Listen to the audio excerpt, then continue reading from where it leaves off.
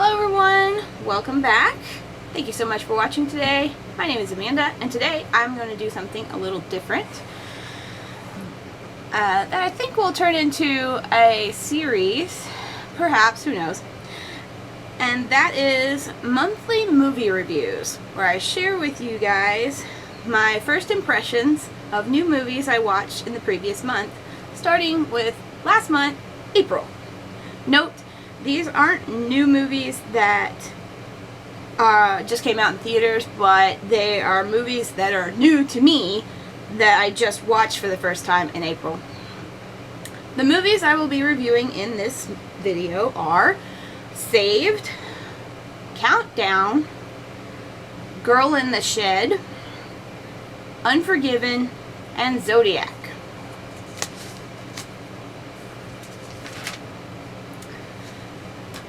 Yeah, I know they're all over the place genre-wise, but that's how I do life.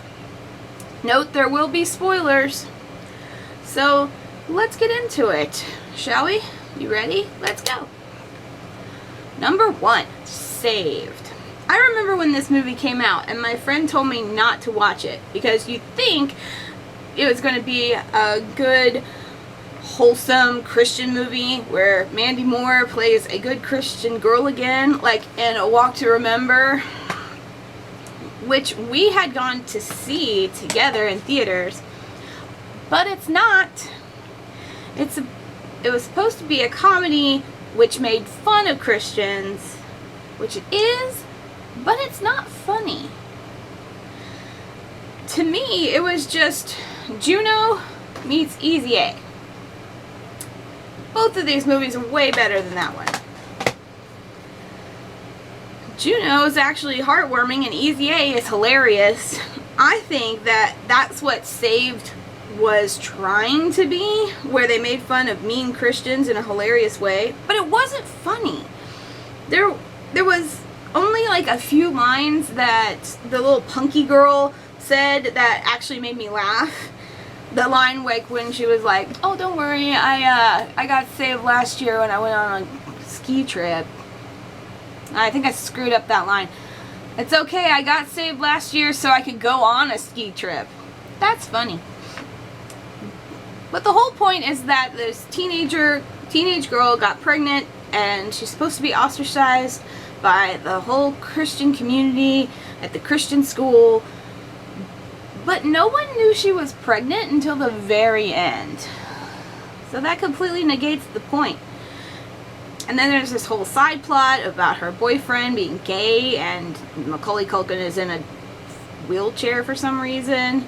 I think, but I'm not sure, that the end moral of the story was marginalized people are people too.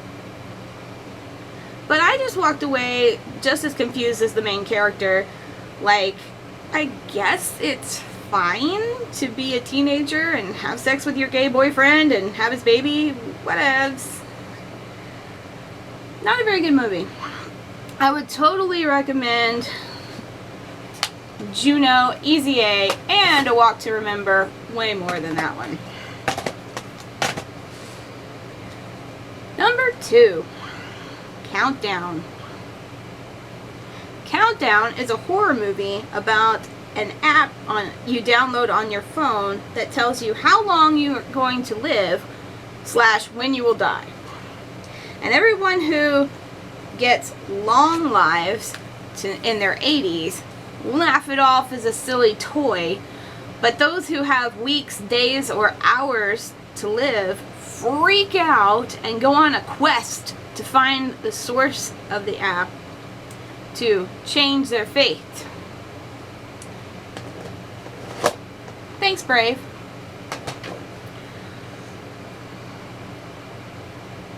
Because the thing is, if people who get the short time periods in their countdown actually die. What? Spoiler. It's like Final Destination meets The Ring. I actually liked this movie. I liked the more modern take on classic horror tropes, like going to see a priest for help. But he's a modern priest, so he doesn't believe in all the stuff that he researches, but he's fascinated by the paranormal and supernatural. It felt very real. There are even some jokes sprinkled in to lighten the mood. Spoiler, there is a heroic twist ending where the older sister sacrifices herself for the younger sister, but it's okay. All the heroes survive in the end. Overall, not a bad movie. I'd watch it again. Number 3, Girl in the Shed. I was in a true crime kind of a mood. I had just watched some episodes on ID Network and found this movie on Lifetime Movie Network, and I saw that it starred Ben Savage, who played Corey Matthews in Boy Meets World.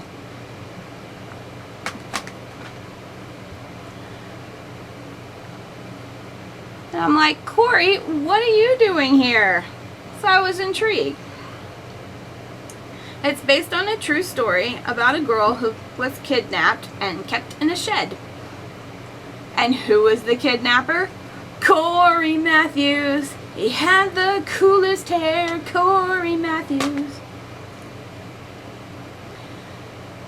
So you're just like watching it going, no, Corey, say it ain't so. How could you?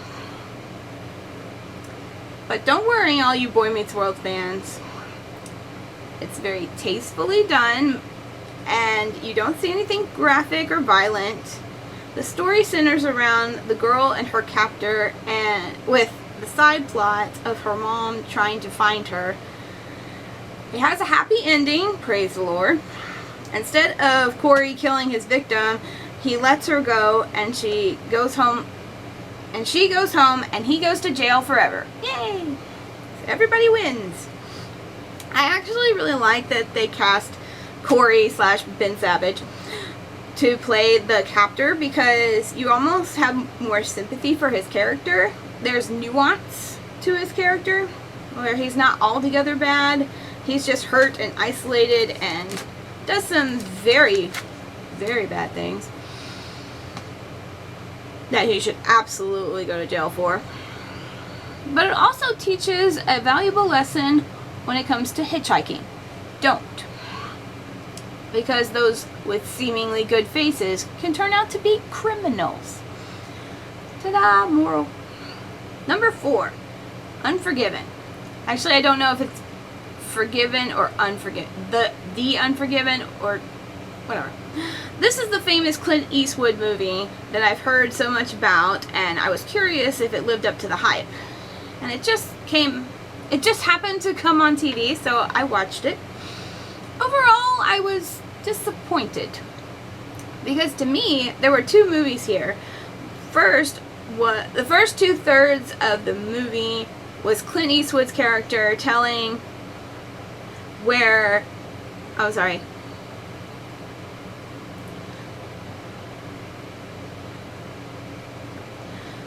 I see, okay. Sorry, looking at my notes. Clint Eastwood's character is telling where he was the meanest, roughest, drunkest killer that ever walked the Rio Grande or whatever. And then he fell in love with a girl and transformed himself into a mild-mannered, God-fearing husband and father. Now, I'd much rather see that movie. And then the final the